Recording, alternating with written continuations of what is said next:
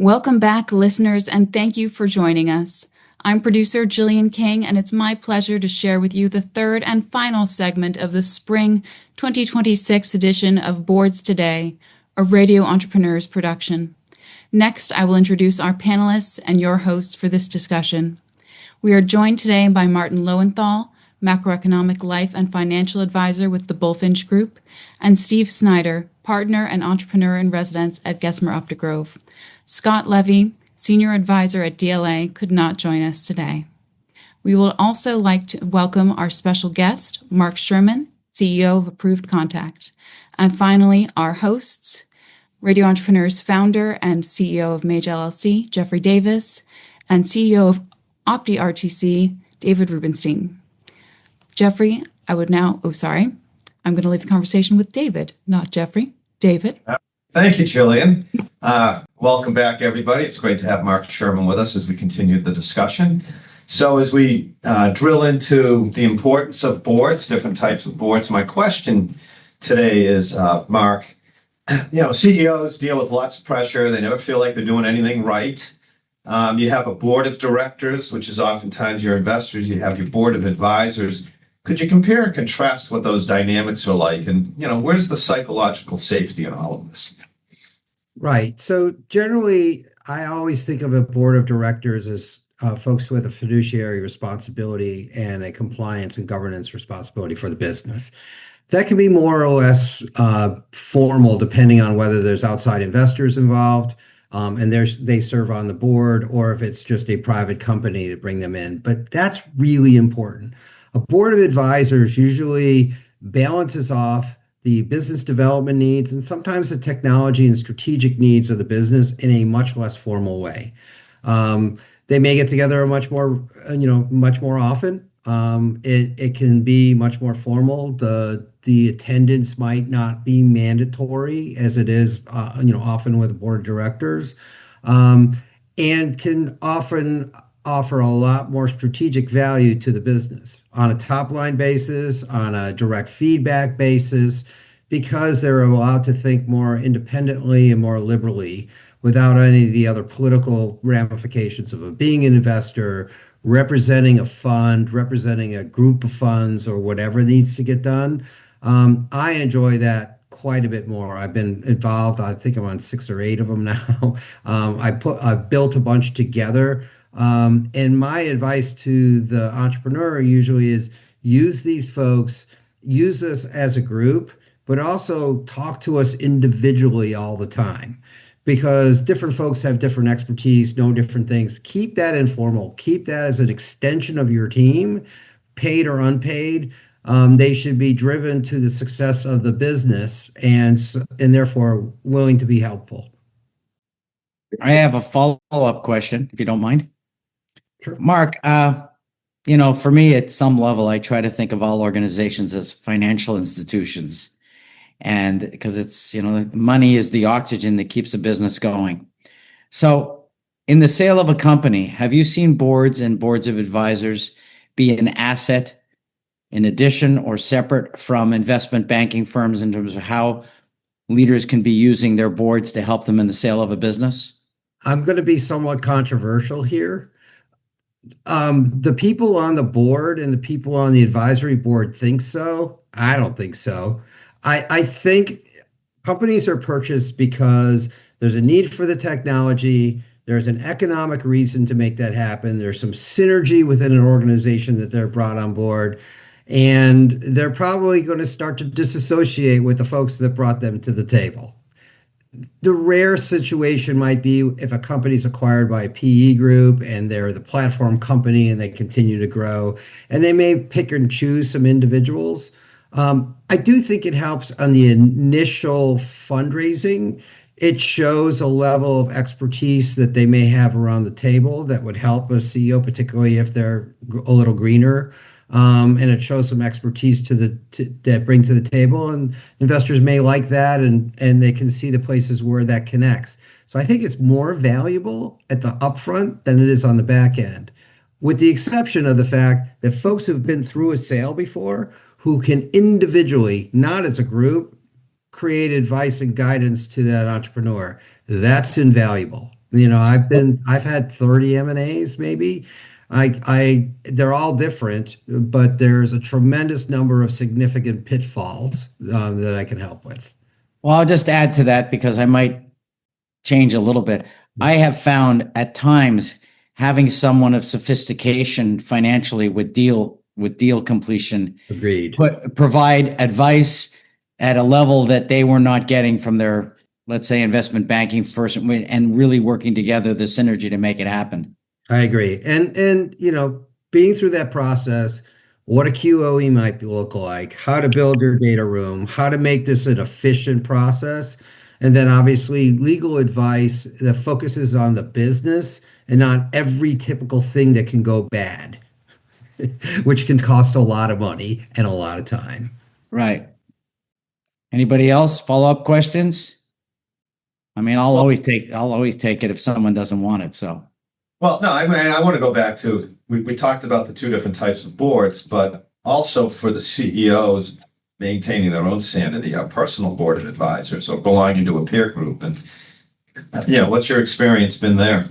That's tremendous. And oftentimes it's a dual role. So I've run a board of advisors, and then I also become a consigliere or advisor or whatever to the entrepreneur. And sometimes I'm psychologist along the way, right?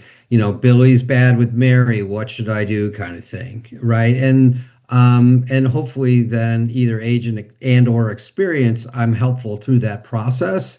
Some people have much more formal relationships with coaches, and there's a whole industry of CEO coaches that I think is probably very relevant. So a little bit depends on the personality of the person, and may be involved.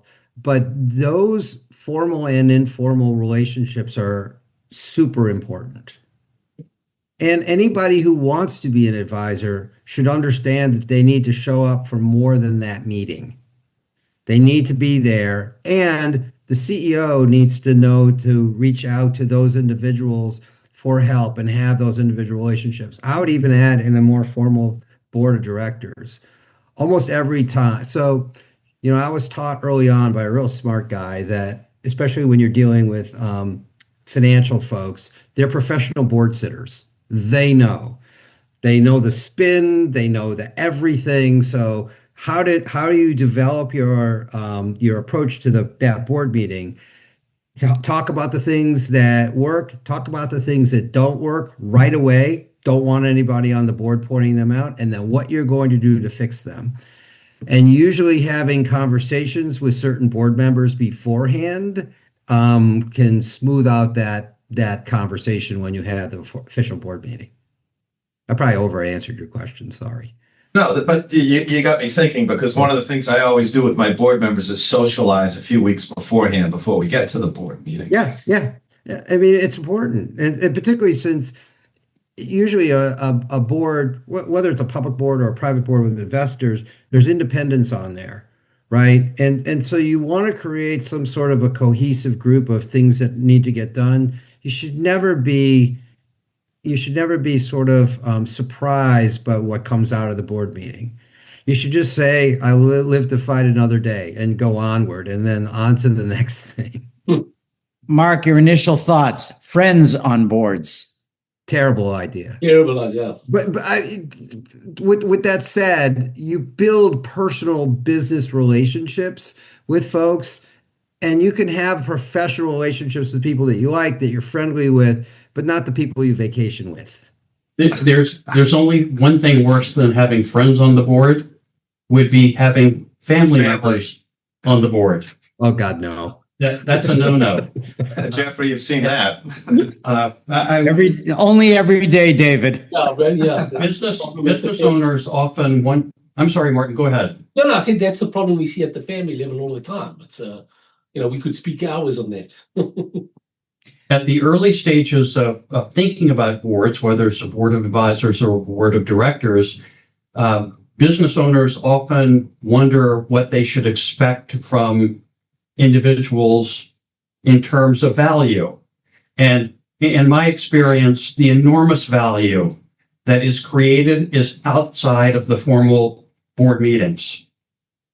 It is the I agree. contact with the business owner, the CEO, Mhm. between meetings. That's where 99% of the value comes from. I agree. Or at least it should come from that. I agree. And I think we talked about in one of the other segments how certain members of either board could have functional areas of expertise, HR, financial, or whatnot. They should be part of certain decision making and certain process. Key hires, very important. Like, so I'm on a board that is a very strong board of advisors for a private company.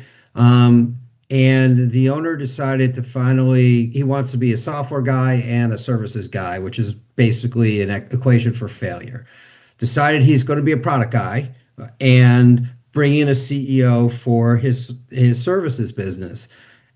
Very important hire, very personal. It's his business, actually has his name on it, right? And decent sized business and profitable.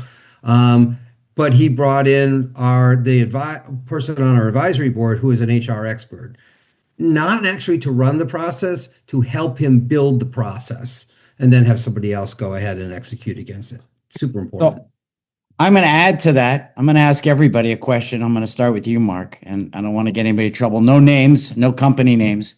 Worst board decision you've ever seen made that you couldn't stop. Can you say one? Everybody? I have one.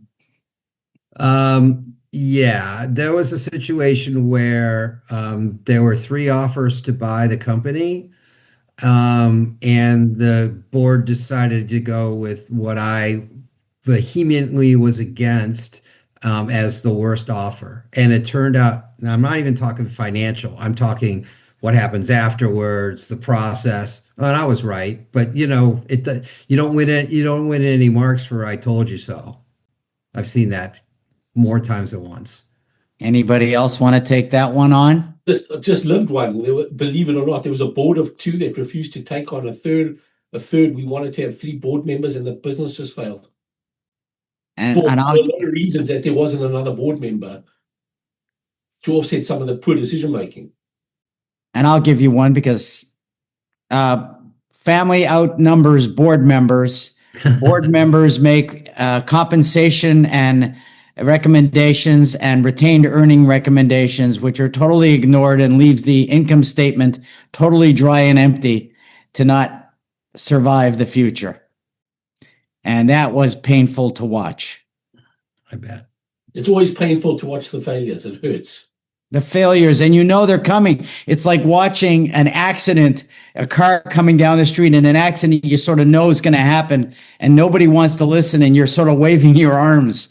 That's why I say I think we've all seen those, and we want to make sure that families don't not listen. They have to listen, and private people. If you're waving your arms, stand up and look around. Right. Great. Anybody else got a decision that they've seen that they want to add before we go?